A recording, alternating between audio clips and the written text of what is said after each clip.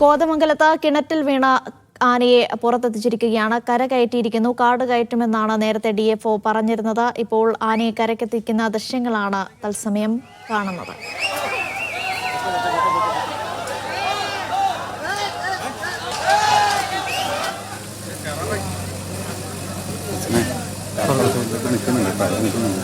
ഇവിടെ നാം അങ്ങ് ഓടുന്ന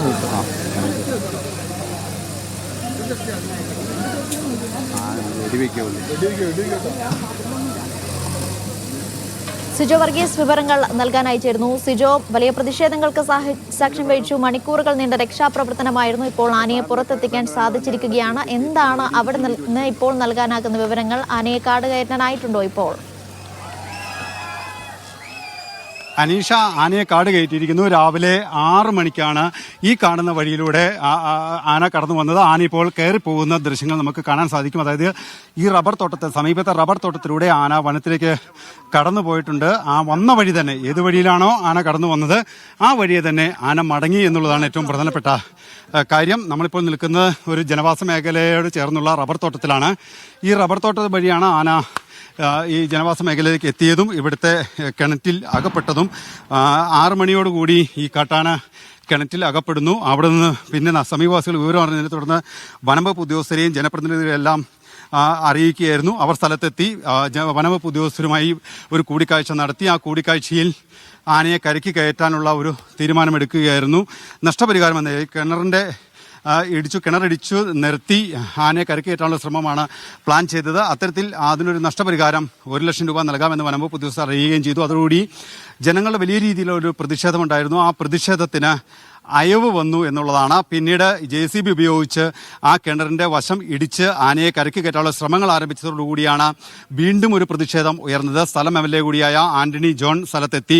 ഇതുവരെ ഈ ഫെൻസിംഗ് സംവിധാനങ്ങൾ, അതായത് ഹാങ്ങിങ് ഫെൻസിംഗ് അടക്കം സ്ഥലത്ത് സ്ഥാപിക്കുന്നു. 3 കോടിയിലധികം രൂപ സർക്കാർ വകയിരുത്തി വലിയ രീതിയിലുള്ള പ്രതിരോധ സംവിധാനങ്ങൾ ഉണ്ടാക്കുന്നത്. പക്ഷേ പൂർണ്ണ തോതിൽ ഈ പദ്ധതി നടപ്പാക്കുന്നതിന് വലിയ രീതിയിൽ തടസ്സം നേരിടുന്നുണ്ട്. അത്തരത്തിൽ ആ തടസ്സം നേരിടുന്ന നിൽക്കുന്നത് ചില ഉദ്യോഗസ്ഥരുടെ പിടിപ്പുകേടാണ് എന്ന് ഒരു ആരോപണം ഉയർത്തി. അതിന് എന്തായാലും ഇക്കാര്യത്തിൽ ഒരു ശാശ്വതമായിട്ടുള്ള പരിഹാരം ഉണ്ടാക്കാതെ ഈ ആനയെ കരയ്ക്ക് കയറ്റാനാകില്ല എന്നൊരു നിലപാട് ആന്റണി ജോൺ MLA സ്വീകരിക്കുകയും ചെയ്തു. ജനങ്ങൾ വീണ്ടും പ്രതിഷേധിക്കുകയും ചെയ്തു. ജില്ലാ കളക്ടർ സ്ഥലത്തെത്തണമെന്നുള്ള ഒരു നിർദ്ദേശമാണ് മുമ്പോട്ട് വെച്ചത്. പിന്നീട് ജില്ലാ കളക്ടർ G. പ്രിയങ്ക സ്ഥലത്തെത്തുകയും ചെയ്തു. ആന്റണി ജോൺ MLAയും മറ്റ് ജനപ്രതിനിധികളും നാട്ടുകാരും തമ്മിൽ കൂടിയാലോചന നടത്തി.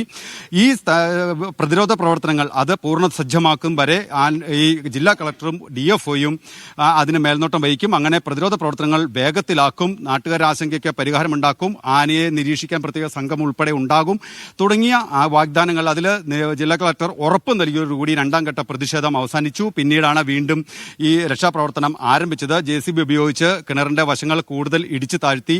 അതിനുശേഷം പിന്നീട് ആന കയറാൻ കൂട്ടാക്കാതിരുന്നത് വലിയ ആശങ്കയ്ക്കിടയാക്കി. അതായത് ആനയ്ക്ക് ഏതെങ്കിലും രീതിയിൽ പരിക്കുണ്ടോ എന്നുള്ളത് അടക്കമുള്ള കാര്യങ്ങൾ ആശങ്കയായി നിൽക്കുകയായിരുന്നു. പിന്നീട് വടം ഉപയോഗിച്ച് ആനയെ അവിടെ നിന്ന് തള്ളിക്കയറ്റാനുള്ള ഒരു ശ്രമം കൂടി വനപാലകരുടെ നേതൃത്വത്തിൽ നടന്നു. അങ്ങനെ ഏറ്റവും ഒടുവിൽ ആന കരയ്ക്ക് കയറിയിരിക്കുന്നു. അല്പസമയം മുമ്പ് ആന കരയ്ക്ക് കയറുകയും ചെയ്തു. അതിനുശേഷം പിന്നീട് ആനയെ പടക്കം പൊട്ടിച്ച് ഉൾവനത്തിലേക്ക് തുരുത്തിയിരിക്കുകയാണ്. ഞാനിപ്പോൾ നിൽക്കുന്ന ഈ പ്രദേശം ഇതൊരു ജനവാസ മേഖലയോട് ചേർന്നുള്ള റബ്ബർ തോട്ടമാണ്. ഈ റബ്ബർ തോട്ടത്തിലാണ് ഈ ആന ഇതുവഴിയാണ് ആന കടന്നു വന്നത്. ആന ഇതുവഴിയൊക്കെ തന്നെയാണോ ആന കടന്നു വരുന്നത്? ഇതുവഴിയൊക്കെയാണ് മിക്കവാറും വരുന്നതൊക്കെ. വേറെ ആനകളുണ്ടോ ഈ ഭാഗത്ത്? ഇതിൽ മിക്കവാറും വരാറൊക്കെ ഉണ്ട്.